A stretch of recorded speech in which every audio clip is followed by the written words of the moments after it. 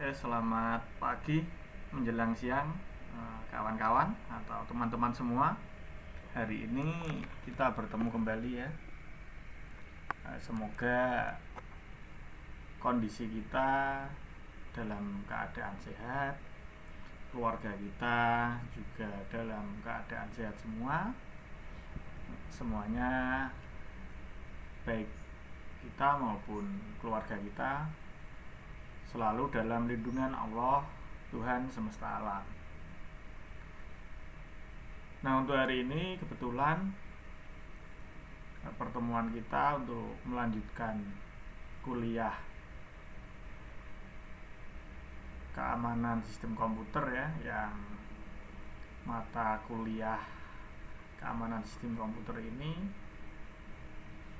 kemarin sempat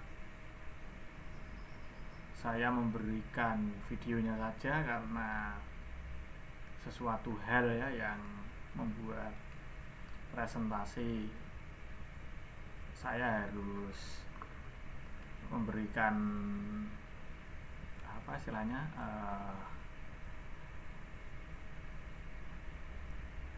record, tidak live. Tapi hari ini kebetulan kita bisa ketemu kembali walaupun dalam suasana akademik yang non offline, atau kita hanya bisa melakukan kuliah via virtual online ya. Semoga walaupun kita bertemu dalam virtual online, saya harap kedekatan perasaan dan hati kita itu masih dalam satu naungan institusi Stekom, dan kita masih dalam satu perasaan untuk melangkah lebih baik dan lebih baik lagi. Walaupun materi yang saya berikan itu hanya sedikit dan sekelumit, harapan besar saya dengan sedikit dan sekelumit materi ini bisa memacu, bisa merangsang, dan bisa membuat teman-teman semua itu lebih tertarik dan tentunya akan lebih menggali tentang materi yang saya sampaikan.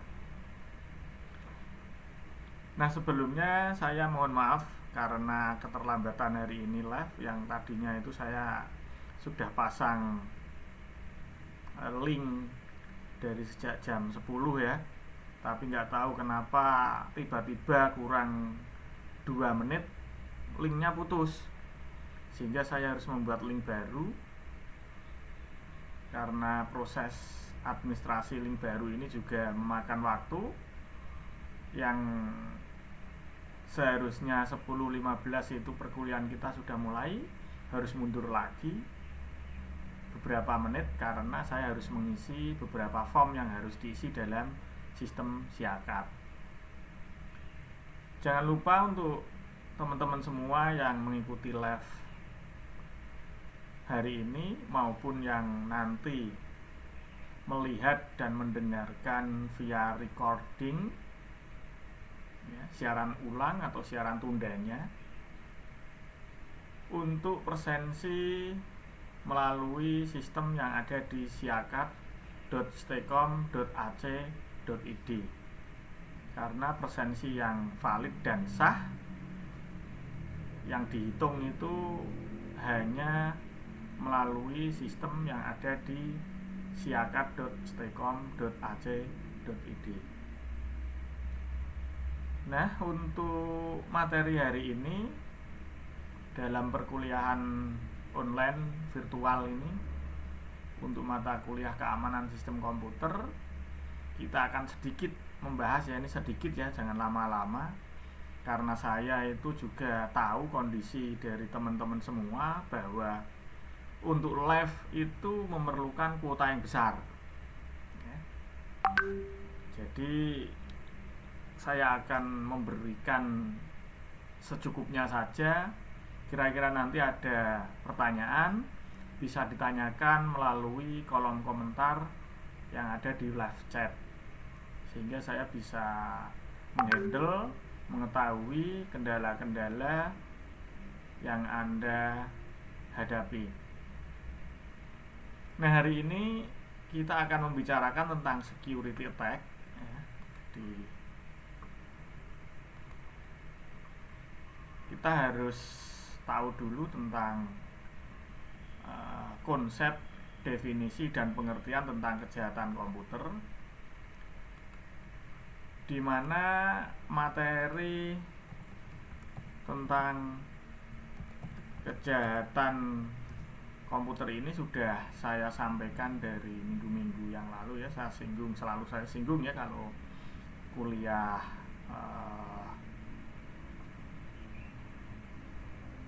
virtual online ini, selalu saya singgung ya untuk keamanan sistem, apa itu kejahatan komputer.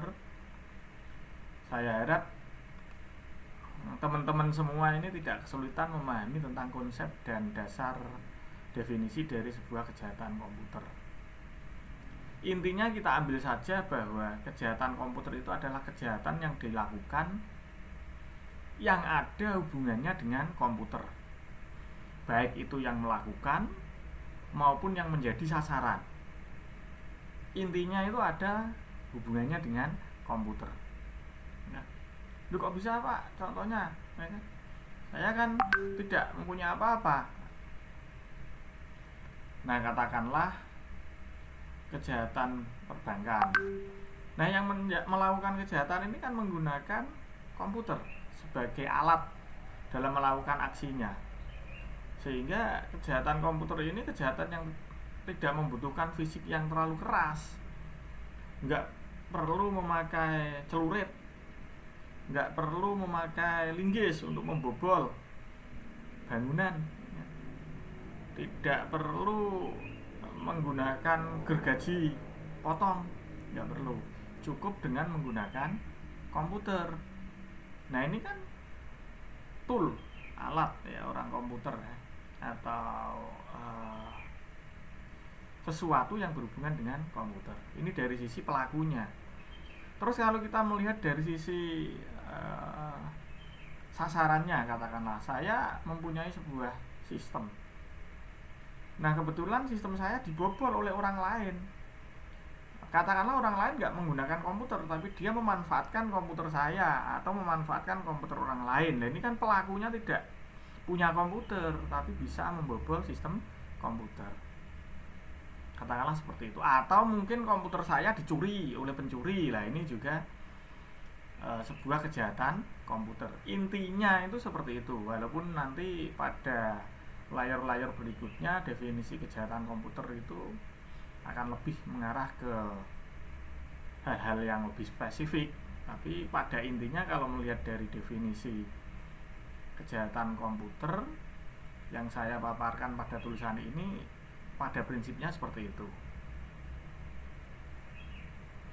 Karena dalam IDP Control and Auditing, Thomas Porter itu mengkategorikan kejahatan komputer itu ada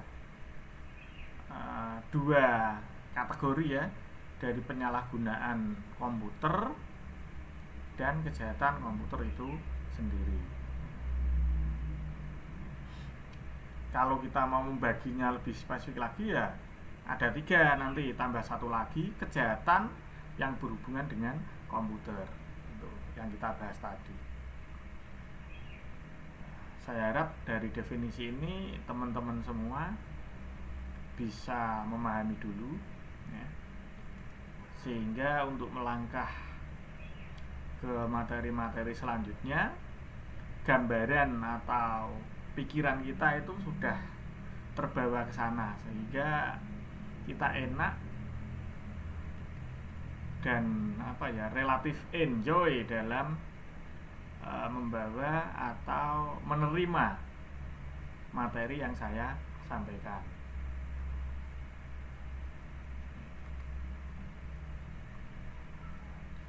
Nah, berangkat dari masalah keamanan sistem,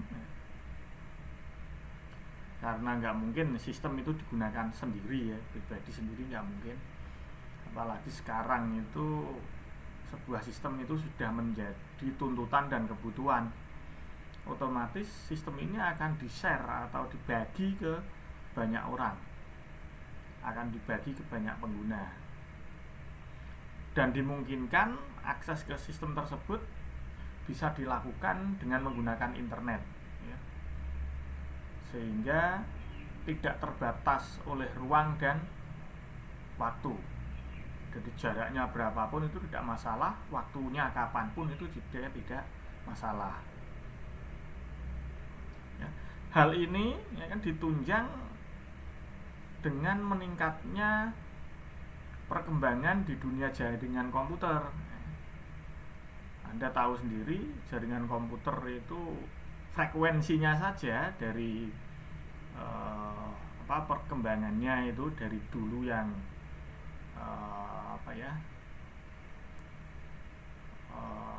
AMPS berkembang menjadi GPRS, berkembang lagi menjadi HG, berkembang sampai dengan 3G berkembang menjadi 4G, 4G berkembang menjadi 5G ya.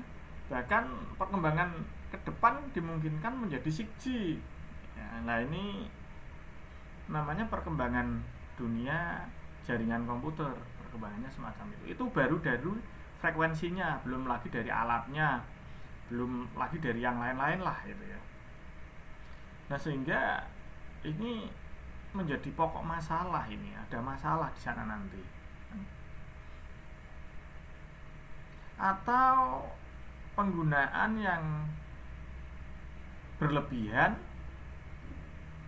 untuk sistem komputer, di mana penggunaan yang berlebihan ini jelas ada unsur kesengajaan. Tentunya tujuannya untuk memperoleh keuntungan. Kalau nggak memperoleh keuntungan ya nggak mungkin dilakukan kan gitu, karena kan penggunaan yang disengaja ya. Nah kalau si pengguna dari komputer tech ini memperoleh keuntungan, otomatis ya, satu sisi yang menjadi target tadi dia bisa menderita kerugian. Atau mungkin lagi ya kan, computer crime. Kalau computer crime ini kaitannya dengan legalisasi atau kaitannya dengan aturan main, atau kaitannya dengan undang-undang, atau kaitannya dengan hukum yang berlaku tentang dunia cyber, tentang dunia komputer. Kalau di Indonesia ya dikenal dengan UU ITE. Nah ini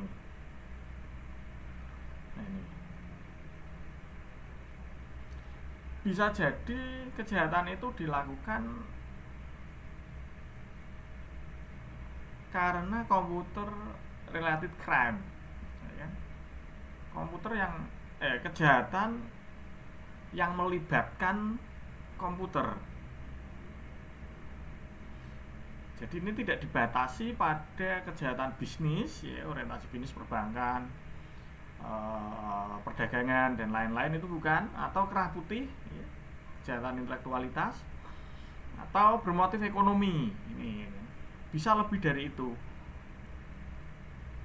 Ini semua yang mendasari masalah yang ada pada kejahatan komputer. Sehingga dengan seperti itu bisa kita lihat pada dasarnya kejahatan komputer itu dapat dilakukan dengan memanipulasi transaksi. Baik itu inputnya yang kita ubah, baik itu prosesnya yang kita ubah, maupun outputnya nanti yang kita manipulasi. Bahkan sampai dengan menghapus data. Nah, ini yang sangat berbahaya nih. Kalau sudah menghapus data itu relatif berbahaya. Jadi levelnya mengubah input data, mengubah proses, ya memanipulasi tampilan atau output, itu levelnya masih lebih ringan dibanding dengan menghapus data. Nah, kalau menghapus data ini levelnya yang sudah bahaya, karena ini sudah mempengaruhi database nanti, apalagi kalau sampai pada tataran backup data. Nah, ini seluruh akses datanya bisa kacau. Ini atau memodifikasi baik itu hardware maupun software.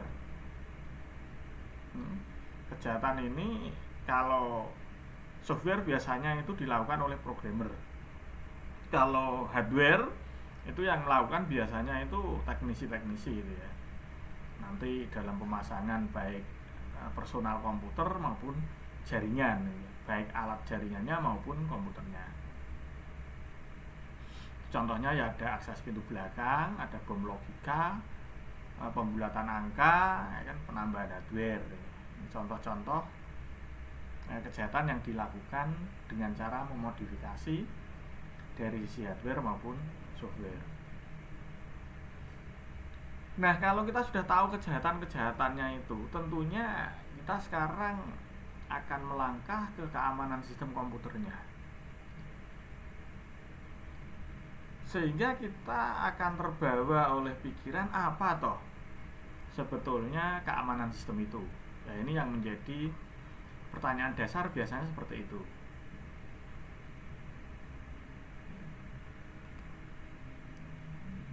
Ternyata ya kan, keamanan komputer itu adalah suatu kegiatan atau suatu aktivitas atau suatu tindakan yang bisa menjamin sumber daya sistem ya. Jadi sumber daya sistem itu baik dia digunakan atau tidak digunakan ya. Baik itu nanti dimodifikasi maupun tidak dimodifikasi. Nah, jaminan ini bisa berupa jaminan bahwa dia tidak dimodifikasi.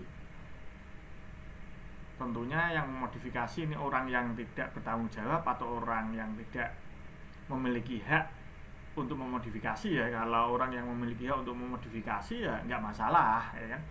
Itu namanya bukan lagi serangan, tapi memang modifikasi sistem, salah satu dari proses maintenance ya kan. Atau mungkin digunakan oleh orang yang lain yang tidak berhak, ini juga bisa. Atau mungkin sistemnya ini diinterrupt ya. Jadi sistemnya ini diinterrupt atau dihentikan atau di apa ya, di delay atau di stop sementara, itu interrupt. Sehingga perlu suatu pengamanan yang dilakukan secara teknis ya kan? Kalau melihat dari sisi interrupt, kalau melihat dari sisi penggunaan, itu perlu pengamanan secara teknis. Kalau melihat dari sisi SDM-nya, sumber dayanya, sumber daya manusia, sumber daya sistem ya kan? Kita perlu pengamanan secara manajerial. Jadi perlu diamankan secara manajerial ya, nanti cara merekrut orangnya, cara menentukan pilihan pekerjanya, cara membagi tugas-tugasnya, ini kan tugas manajerial. Terus kita perlu legalitas ya. Salah satunya ya contohnya UU ITE dan lain sebagainya. Bahkan sampai dengan nilai-nilai yang bersifat politis ya, pemilihan kategori-kategori tertentu itu ya, itu kan nilai politis itu. Nah, ini sistem keamanannya, jadi perlu dilihat dan perlu perhatikan secara khusus ini. Sehingga yang dimaksud dengan security attack atau serangan terhadap keamanan sistem informasi dan komputer itu dapat dilihat dari sudut pandang peranan komputer atau jaringan komputer atau sumber daya manusia yang berkaitan dengan sistem yang akan diamankan, di mana dari komponen-komponen ini mempunyai fungsi sebagai media informasi. Jadi kita harus dapat membedakan ya, apa itu informasi, apa itu data. Jadi informasi intinya gini ya. Jadi informasi itu adalah sebuah sesuatu yang disampaikan yang merupakan output dari suatu proses data, atau data yang sudah diolah dan dikemas sedemikian rupa sehingga memberikan suatu informasi kepada pihak lain yang sangat berguna. Ya, itu intinya informasi seperti itulah. Definisi dari informasi itu memang banyak. Nanti bisa dicari sendiri ya, karena ini materinya tentang security attack, bukan tentang sistem informasi murni pure. Jadi definisi konsep dasar sebuah informasi perlu digali pada mata kuliah lain. Nah, sekiranya kalau teman-teman mempunyai pertanyaan ya, bisa ditanyakan melalui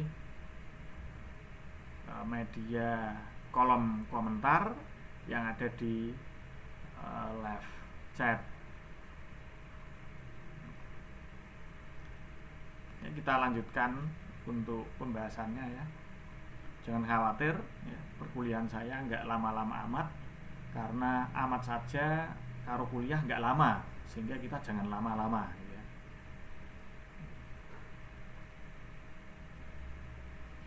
Nah, sehingga kemungkinan serangan atau attacking dalam dunia sistem informasi atau sistem komputer itu bisa berupa interruption. Interruption itu perangkat sistem tiba-tiba saja bisa menjadi rusak atau terdeteksi tidak tersedia. Dalam deteksi sistem itu tiba-tiba alat kita tidak terdetek atau tidak tersedia. Contoh dari serangan ini adalah DDoS ya, atau denial of service attack ya, ini. Itu interruption. Kalau interception ya, jadi ada interruption, ada interception. Kalau interception itu ada pihak yang tidak berwenang atau orang lain lah, katakanlah di luar pengguna atau di luar dari otoritas yang memiliki hak untuk mengakses sistem itu berhasil mengakses aset atau informasi yang ada di sistem tersebut. Ini namanya interception. Contohnya kalau dalam interception itu ya penyadapan, wiretapping gitu ya. Jadi bisa disadap, informasi-informasinya itu bisa disadap. Kita ngobrol melalui WA, tiba-tiba saja WA kita kesadap orang lain, itu interception namanya. Kalau modification, pihak yang tidak berwenang atau orang yang tidak mempunyai wewenang itu bisa memodifikasi.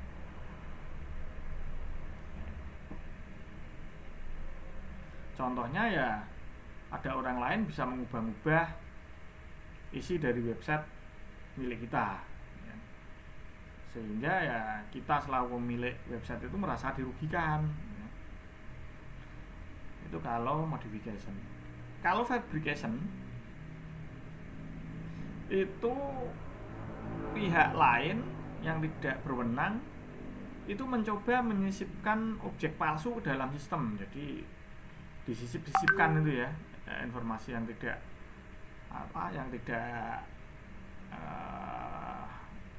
berasal dari sistem sehingga disisipkan oleh orang lain. Nah, contohnya ya email palsu, ya kan, email palsu, spam dan lain-lain gitu ya. Itu fabrication. Sehingga keamanan sistem nanti itu bisa dibagi menjadi 3 bagian ya. Dalam melaksanakan keamanan kita bisa menggunakan keamanan eksternal, menggunakan keamanan interface dari sisi pemakai maupun keamanan internal. Nah, dari ketiga ini kita coba lihat satu-satu ya.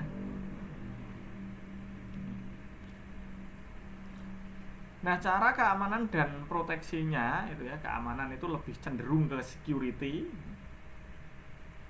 Jadi ada dua kata yang mempunyai arti hampir sama, bahkan kadang-kadang kita terselip lidah mengartikan keduanya itu tertukar, yang sebetulnya mempunyai peranan yang berbeda. Kalau keamanan atau security itu mengacu ke seluruh masalah keamanan, kalau proteksi itu mengarah ke mekanisme sistem yang digunakan.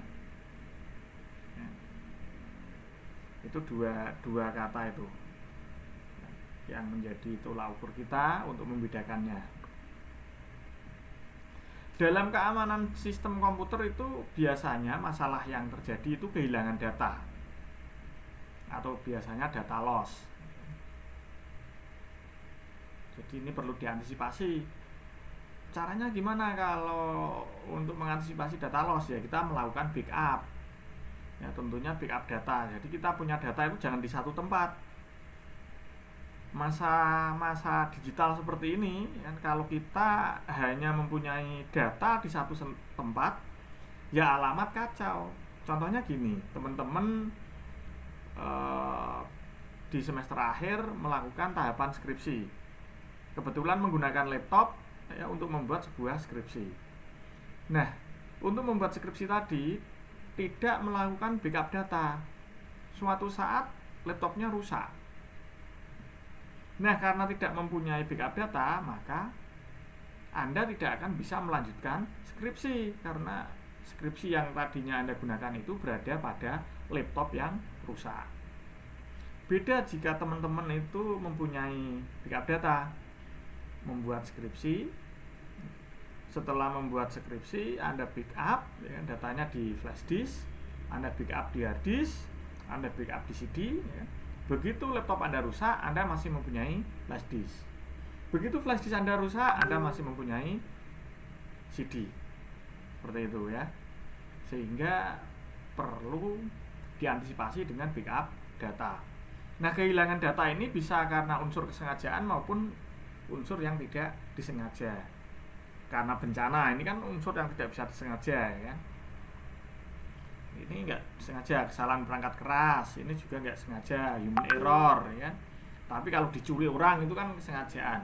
Orang lain yang sengaja, kita enggak ya, tapi kan namanya disengaja ya. Terus kemudian adanya intruder atau intruder ya. Saya bacanya itu, kalau Inggris kadang-kadang ini lidah saya sering keselip. Jadi saya sukanya bahasa Indonesia karena memang saya tidak bisa bahasa Inggris. Jadi ya mohon maaf ya bagi yang mungkin bahasa Inggrisnya bagus ya, nilai TOEFL-nya sampai 700 ya kan, mohon maaf saya kurang begitu menguasai pelafalan bahasa Inggris, atau vocabulation saya jelek, vocab saya itu jelek. Nah, penyusup ini bisa pasif, bisa aktif. Kalau yang pasif itu penyusupnya biasanya hanya baca-baca tok. Baca-baca, setelah itu tinggalkan. Baca-baca, ditinggalkan. Setelah tahu isinya tinggal gitu ya. Itu. Jadi dia hanya baca, itu penyusup pasif. Kalau aktif itu sampai dengan mengubah-ubah data yang ada. Nah, dalam menilai sebuah sistem yang aman, jadi nanti kalau Anda menilai sebuah sistem itu dapat dikatakan aman atau tidak, itu harus ada kriterianya. Indikator untuk menilai sistem itu aman atau tidak, yang pertama adalah tentang kerahasiaan ya. Jadi sistem itu harus rahasia ya. Jadi sistem itu hanya dapat diakses oleh user yang mempunyai otoritas atau yang dibolehkan saja, kecuali data ini data milik umum, jadi di-share saja secara bebas, itu namanya kerahasiaan. Terus kemudian integritas, penggunaan dari sumber daya yang dimiliki oleh sistem itu hanya bisa diakses oleh orang-orang tertentu yang mempunyai hak, ini namanya integritas. kalau ketersediaan, ya kan, kita melihat dari sisi sistem itu harus mampu menjamin sumber daya yang tersedia. Ya kan, misalkan mau ngeprint, ketersediaan print itu juga ada, itu namanya ketersediaan. Ketersediaan convert PDF, lah software untuk convert PDF dari sistem itu juga harus ada, itu namanya ketersediaan. Ya. Terus kemudian ancamannya, ya kan, sekarang ancaman ini yang seperti saya tadi ya, ada interupsi atau interruption, ada intercepsi atau interception, ada modifikasi atau modification, ada fabrikasi. Tadi sudah saya jelaskan di awal, sehingga ini tidak perlu saya ulang lagi. Nah, sekarang untuk mengotentifikasi bagaimana sekarang? Nah, untuk mengetahui identitas dari user, ya kan, agar bisa terotentifikasi dalam sebuah sistem, itu bisa melalui 3 cara. Yang pertama, ya, kita bisa mengetahui user itu dari passwordnya, ya. Kita bisa mengetahui dari nama akunnya, akun dari penggunanya tadi, ya, user akunnya seperti apa. Jadi akun A dengan password XYZ gitu ya, itu bisa kita ketahui. Jadi bisa kita autentifikasi. Atau sesuatu yang dimiliki oleh pemakai, ya kan? Contohnya kartu chip, ya kan? Nah, sekarang kan maraknya kartu chip ya, semua aktivitas keuangan hampir rata-rata menggunakan kartu chip sekarang. ATM, terus kartu tol itu ya, atau virtual card atau virtual card itu pakainya chip ya sekarang ya rata-rata ya. Kalau tidak ada chipnya disuruh menukar ya. Atau mungkin ciri-ciri user, ya, contohnya sidik jari, ya kan, face recognition, ya kan, iris mata, ya, melalui mata itu ya, kornea mata, ya, itu namanya ciri-ciri user, jadi bisa dibuat masuk. Ya. Itu namanya autentifikasi. Kalau password, ya ini yang lumrah ya kita gunakan kalau masuk sesuatu, mesti kita akan ditanya username siapa, passwordnya apa. Ini cara membuat password nanti ya bisa outing, bisa one time password, ya, pertanyaan dan jawaban, ya, dan lain-lain. Ya. Tentunya dalam membuat password ini Anda bagi pengguna sistem sudah tidak asing lagi, karena teman-teman semua kan saya yakin sudah di semester atas, jadi tentang password dan penggunaan user ini tidak asing. Lalu agar sistem itu bagus ya kita batasi, ya kan? Pembatasan login, ya kan? Pada terminal-terminal tertentu, pada waktu-waktu tertentu ya, Anda bisa login sebagai user. Pengguna biasa itu hanya pada waktu jam sekian sampai sekian, ya. Anda bisa masuk sebagai administrator itu pada jam sekian sampai sekian. Anda bisa masuk sebagai manajer itu dari waktu sekian sampai sekian, itu namanya pembatasan. Atau pembatasan dengan callback, ya. Ya, ini pembatasan callback ini biasanya verifikasi melalui nomor telepon, ya. Atau kita batasi jumlah loginnya, ya. Jumlah login itu berapa kali dalam sehari misalkan. Anda bisa mengakses internetnya Staycom itu kalau sudah login 3 kali dalam 24 jam. Nanti login lagi tidak bisa, ya kan? Ini kayak kita mengambil ATM dulu ya. Dulu kalau kita mengambil ATM, transaksi via ATM itu dulu dibatasi maksimal 3 kali dalam 24 jam. Kalau lebih dari 3 kali akses kita akan ditolak.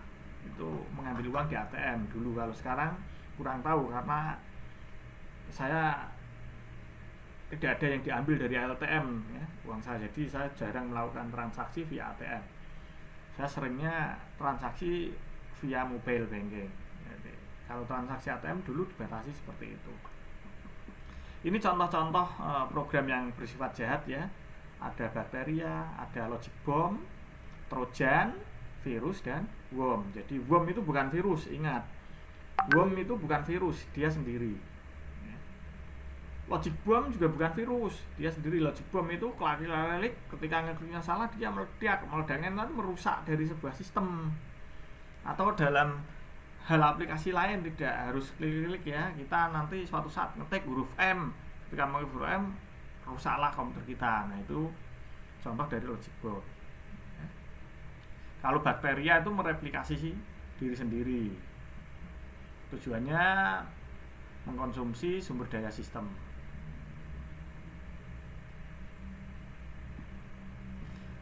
Ya, kalau logic bomb itu melakukan aksi yang tidak diotorisasi. Trojan jelas ini bersifat merusak komponen,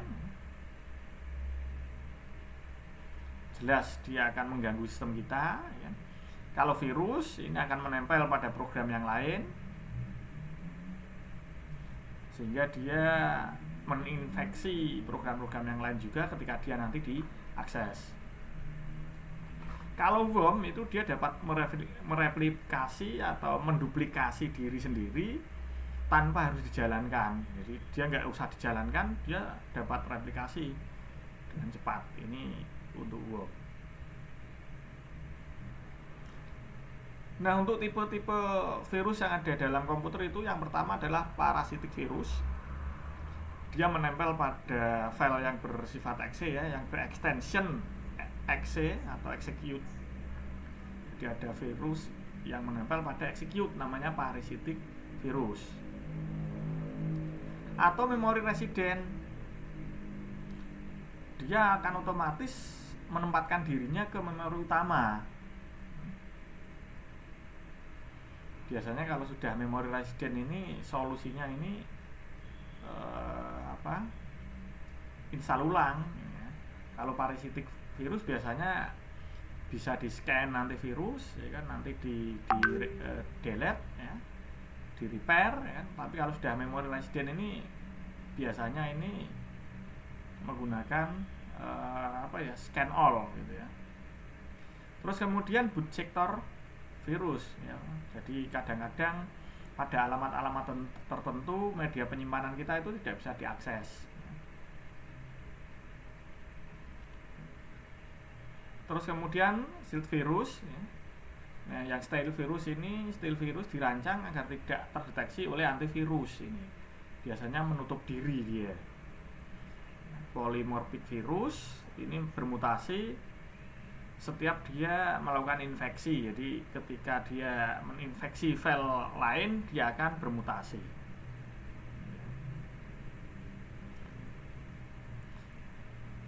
Nah, sekarang untuk antivirusnya seperti apa? Yang pertama, pencegahan. Kita harus melakukan pencegahan terhadap virus masuk ke sistem kita. Nah, kalau ke PC kita pribadi mudah ya, agar setiap kali yang mengakses komputer kita itu harus benar-benar orang atau flash disk atau media penyimpanan yang tidak ada virusnya. Nah, kita tahu ada orang asal colok ke komputer, ini kita cegah.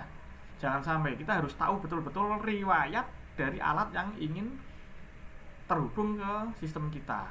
Kalau riwayatnya buruk ya kita cegah ya. Terus yang kedua, deteksi. Bahwa dengan deteksi ini kita tahu bahwa ada virus di lokal-lokal tertentu, sehingga nanti dalam scanning virus kita bisa langsung membunuh atau menghapus virus tersebut. Berikutnya untuk antivirusnya adalah identifikasi. Kita harus tahu jenis virusnya seperti apa, sehingga kita akan lebih mudah dalam menangani dan mengantisipasi virus tersebut. Berikutnya adalah penghilangan. Ya, ini biasanya yang antivirus ekstrim ini ya, langsung begitu ketemu dengan virus langsung dia cut, menghilangkan ya, delete ya. Delete all ya, itu. Nah, yang terakhir adalah recovery. Ini bisa dikembalikan lagi, direcover dan di-repair kembali. Mungkin untuk materi hari ini tentang security attack. Saya akhiri sekian.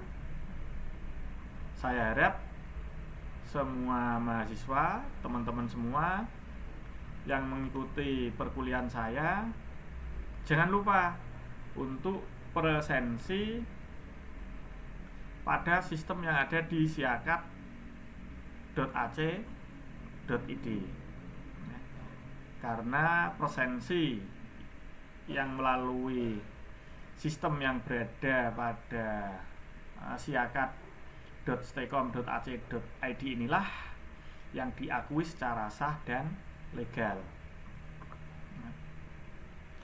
Kalau teman-teman ada pertanyaan, silakan tanyakan melalui kolom komentar yang ada pada live chat, sehingga pertanyaan-pertanyaan dari teman-teman semua bisa saya antisipasi, bisa saya jawab. Harapannya tidak menimbulkan miskomunikasi antara saya selaku pengajar dan teman-teman semua selaku mahasiswa. Ya, tidak terjadi hal-hal yang tidak diinginkan. Kita bisa saling enjoy, saling senang, ya, saling menghargai, saling menghormati. Ya. Saya menghargai teman-teman, ya, teman-teman juga menghormati saya selaku pengajar. Dan saya sampaikan untuk minggu-minggu ke depan, kalau memang terjadi keterlambatan saya mengajar, saya mohon maaf, ya, karena kebetulan pagi hari saya ada aktivitas yang urgent dan tidak bisa ditinggalkan. Jadi kadangkala itu waktunya mepet dan mundur, ya. Atau mungkin kendala teknis seperti jaringan yang terjadi hari ini. Saya sudah ready dari jam 10, tapi tiba-tiba nggak tahu kenapa sudah jam 10.13, ya, tanpa diinginkan jaringan saya terputus atau lost connect, sehingga mau tidak mau saya harus ngeling ulang dan membuat form-form pengisian kembali yang berbeda dengan yang tadi sudah saya isi dan sudah saya upload. Dari saya sehari sekian, saya lagi mohon maaf. Terima kasih, selamat pagi.